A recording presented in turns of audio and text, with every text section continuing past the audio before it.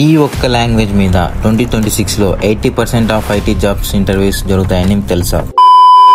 Hello guys, welcome back to software talks. ఈ 2026 లో job role తో సంబంధం లేకుండా 60 to 80% of job interviews SQL based. So ఇంత ఇంపార్టెన్స్ ఉన్న ఎస్క్యూఎల్ ఇంకా నేర్చుకోలేదా? పర్లేదు, 2025 అయిపోయే లోపు ఎస్క్యూఎల్ మీద నీకు కంప్లీట్ ఐడియా తెచ్చే రెస్పాన్సిబిలిటీ నాది.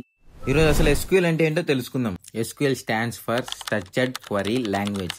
అర్థమయ్యేలా చెప్పాలంటే మనం తెలుగు వాళ్ళతో తెలుగులో మాట్లాడతాం, హిందీ వాళ్ళతో హిందీలో మాట్లాడతాం.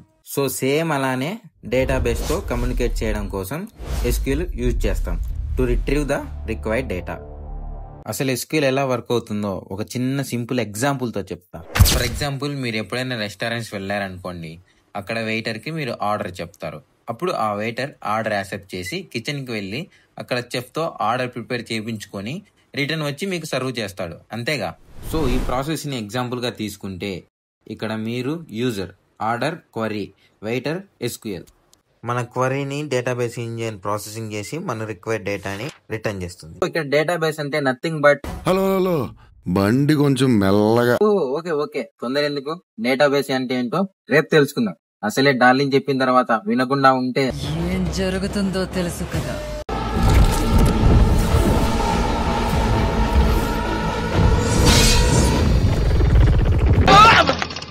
ఊహిస్తేనే భయంకరంగా ఉంది. సో డేటాబేస్ అంటే ఏంటో రేపు చెప్తా. మిస్ అవ్వకుండా ఉండాలంటే ఇప్పుడే ఫాలో కొట్టు.